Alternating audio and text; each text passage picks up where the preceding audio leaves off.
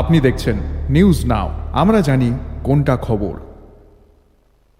দক্ষিণ ত্রিপুরার সাব্রুমে এক আইনজীবীকে অকথ্য ভাষায় গালিগালাজ ও প্রাণনাশের হুমকির অভিযোগে ছড়িয়েছে উত্তেজনা। অভিযুক্ত মহকুমা শাসক অভিজিৎ সিং যাদব এর বিরুদ্ধে সোমবার থেকে অনির্দিষ্টকালের জন্য এসডিএম কোর্ট ও দলিল সংক্রান্ত কাজ বয়কটের ডাক দিয়েছে সাব্রুম বার অ্যাসোসিয়েশন। ইতিমধ্যেই অভিযুক্তদের বিরুদ্ধে এফআইআর দায়ের করা হয়েছে। দ্রুত পদক্ষেপ না হলে আন্দোলন সারা ত্রিপুরায় ছড়িয়ে দেওয়া হবে বলে জানিয়েছে আইনজীবীরা।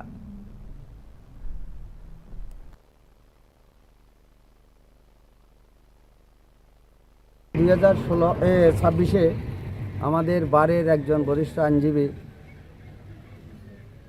এক্সিকিউটিভ ম্যাজিস্ট্রেট কোর্টে যখন উনি তার মক্কেলের স্বার্থে নিয়োজিত উকিলবাবু হিসাবে উনি যখন মামলার হিয়ারিং করতে যান, তখন সাব্রুমের এক্সিকিউটিভ ম্যাজিস্ট্রেট কাম এসডিএম ওনার প্রতি যে অশালীন মন্তব্য এবং শারীরিক নিগ্রহ করার জন্য যে বারবার উঠে আসছিল, আমরা সেটার সত্যতা উপধাবন করে গত 8/1/2026 তারিখে আমরা বার অ্যাসোসিয়েশন থেকে একটা ডিসিশন নিই।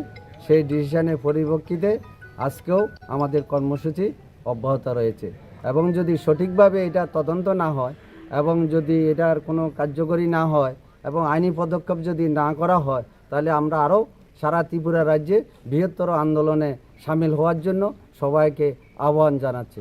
ওই দিনের বারের মিটিংয়ে যে সিদ্ধান্ত হয়েছিল, সেই সিদ্ধান্তটা কী ছিল? সিদ্ধান্ত ছিল যে আমরা ধিক্কার জানাচ্ছি যে একজন উকিলবাবুর উপরে যার এক্সপিরিয়েন্স 22 বছরের ছিল, ওনার উপরে যদি হয় এবং ওনার জুনিয়রদের সামনে যদি এরকম হয়, ভারতবর্ষের যে কনস্টিটিউশন আছে 1901 এবং 21-এর যে অধিকার আছে, অধিকারকে খর্ব করা হচ্ছে। এটার জন্য আমরা সমস্ত আইনজীবীদের কাছে, আমরা সারা ত্রিপুরার যে বার অ্যাসোসিয়েশনের কাছে চিঠি পাঠানো হয়েছে এবং যেটা ওনার বিরুদ্ধে আইনগত পদক্ষেপ নেওয়া যায় সেই তরফ থেকে ওনাদের কর্তৃপক্ষের কাছে আমাদের চিঠি পাঠানো হয়েছে এবং আগামী দিন যদি এটা শুরু না হয় আরও বৃহত্তর আন্দোলন হবে।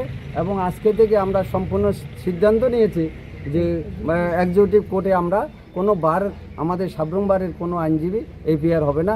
তবে আমাদের লক্ষ্য রয়েছে যাতে কোনো লিটিগেন্ট পাবলিক যাতে সাফার না হয়, এই দিকেও আমরা খেয়াল রাখবো। এটা বারের সর্বসম্মতিতে সিদ্ধান্ত হয়।